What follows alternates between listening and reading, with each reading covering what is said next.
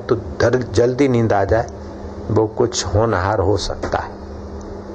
ये क्या करवटे लेते हुए सोना। कुछ सियाने आदमी तो गाड़ी में, बस में, कार में अपना झोंका खा लेते, नींद कर लेते, बहुत अच्छा है स्वास्थ्य के लिए। लेकिन ड्राइवर ऐसा मत करियो भाई, जयराम जी हो जाओगे, नहीं तो फिर महाराज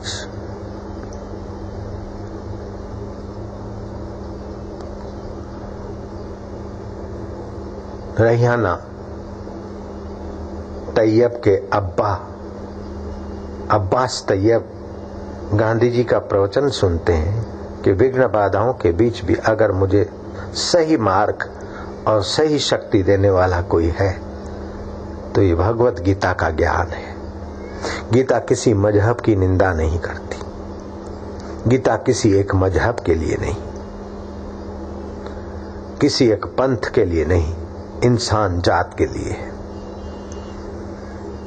रैहाना तैयब ने गीता की सराहना सुनी। अब्बास तैयब ने रैहाना तैयब के कहने से गीता ला के दी। वो बुद्धिमती कन्या गीता का पाठ करती। धीरे धीरे तो श्री कृष्ण के साथ उसका मानसिक ऐसा संबंध जुड़ गया कि गीता में कुछ बात जो गहराई से समझने की कोशिश करती और उसको समझ में नहीं आती तो गीता पर कृष्ण का चित्र था। कृष्ण को देखती कि अब तेरी गीता तू ही अल्लाह बताए मुझे। सिराने गीता रख के सो जाती। स्वप्न में श्री कृष्ण के दीदार होते और गीता का रहस्य समझ आती। महामना मदन मोहन मालवीय प्रसिद्ध स्वतंत्र सेना संग्रामियों को मार्गदर्शन देने वाले महापुरुष थे। भारत को आजाद कराने के काम में लगे थे नेहरू के साथ। मदन मोहन मालवीय और मूर्धन्य पत्रकार रैहाना तैयब से मिलने को गए। उस समय रैहाना तैयब पूजा में बैठी थी। एक आध घंटा इन महानुभावों ने इंतजार किया। जब वो पूजा से निकली तो कृष्ण की पूजा का चरणामृत उनको दिया और फिर जब आप लिया तो बोले जय श्री कृष्ण आप बोलो तब मैं कुछ जल लेती हूँ, मैंने नियम बांध लिया है। तब वो दोनों दंग हो गए कि तू मुसलमान कन्या है, अब्बास तैयब की बेटी, और तुम्हारे यहाँ तो कट्टरवादियों का बड़ा प्रभाव रहता है, फिर तुम कृष्ण की गीता पढ़ने वाली और कृष्ण की भक्ति करने वाली कन्या। ये हम सुनकर तेरे से कुछ पूछने आए, हम इंटरव्यू लेने आए।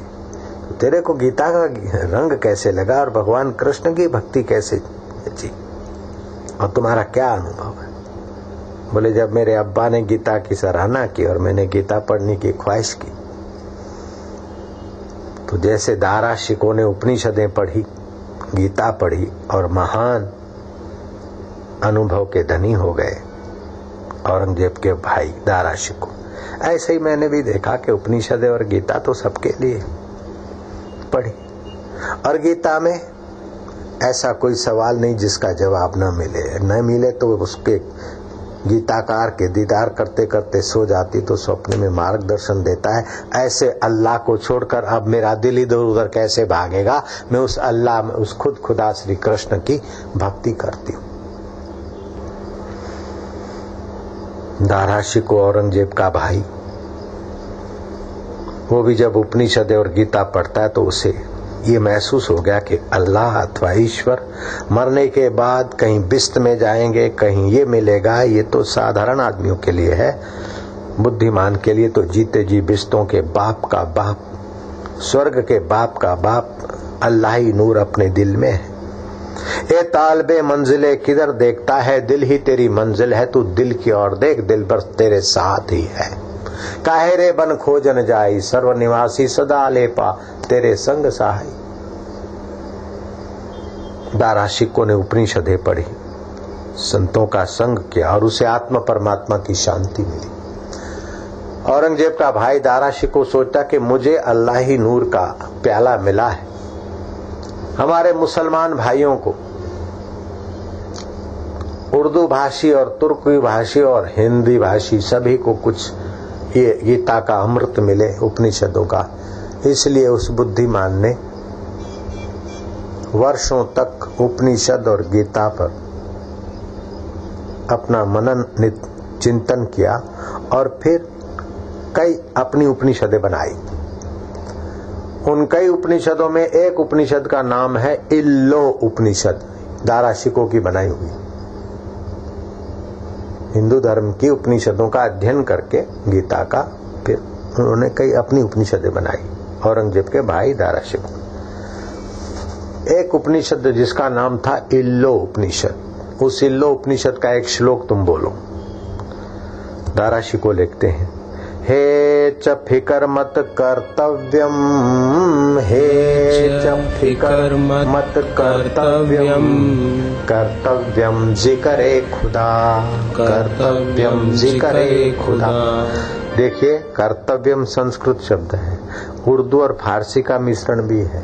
हे च फिकर मत कर्तव्यम, हे च फिकर मत कर्तव्यम, कर्तव्यम जिक्रे खुदा, कर्तव्यम जिक्रे खुदा। खुदा ताला प्रसादेन, प्रसादेन संस्कृत है, खुदा ताला प्रसादेन, खुदा ताला प्रसादेन सर्वकार्यम फते भवेत, सर्वकार्यम फते भवेत। तुम फिक्र मत कर, ईश्वर का चिंतन कर, जिक्र कर, और ईश्वर के जिक्र चिंतन में तुझे जो ईश्वरीय प्रेरणा मिलेगी, ईश्वरीय शांति मिलेगी, ईश्वरीय प्रकाश मिलेगा, वो तेरा फतेह कर देगा। तो तुम्हारे जीवन में नफरत को, चिंता को, भय को, शोक को, दुख को कोई स्थान नहीं है। दुख, नफरत, चिंता ये मनुष्य के मन की बेवकूफी है। उद्यम, साहस, धैर्य, बुद्धि, शक्ति, पराक्रम, ये 6 गुण जिसके पास है उसको अंतर्यामी अल्लाह कहो, अंतर्यामी राम कहो, भगवान कहो, खुदा कहो, गॉड कहो, जो नाम तुम रख दो, कदम कदम पर सत प्रेरणा देते हैं।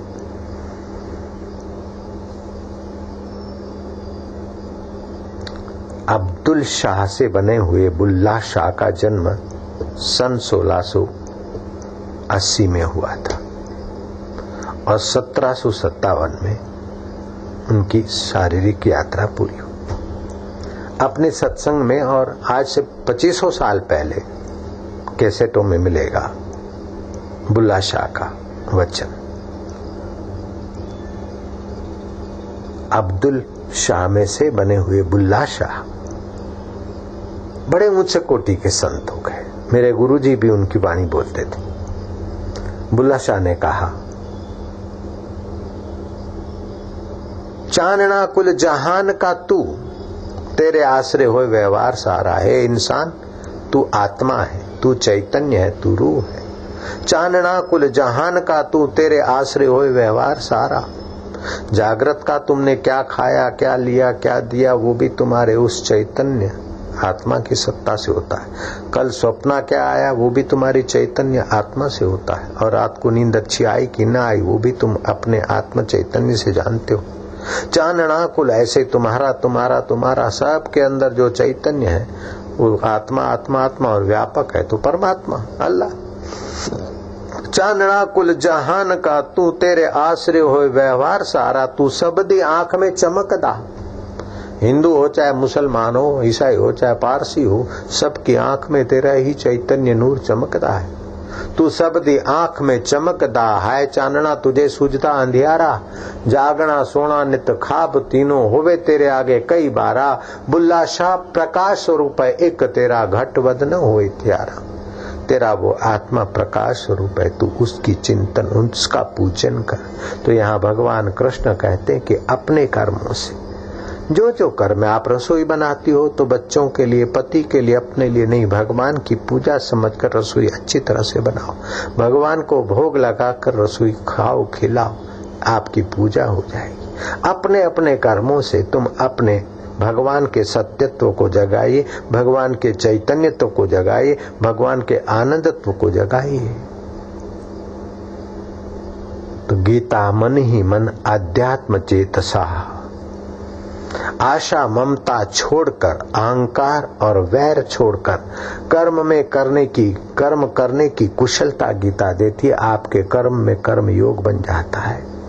भीष्म कहते हैं, सरसैया पर पड़े और भीष्म कहते हैं कि मैंने अपने तीखे बाणों से श्री कृष्ण की अंगुलियों को भेदा था। उस कृष्ण में मेरा मन और बुद्धि अर्पण। मैंने युद्ध रूपी घोर कर्मों के द्वारा श्री कृष्ण की पूजा की थी युद्ध में।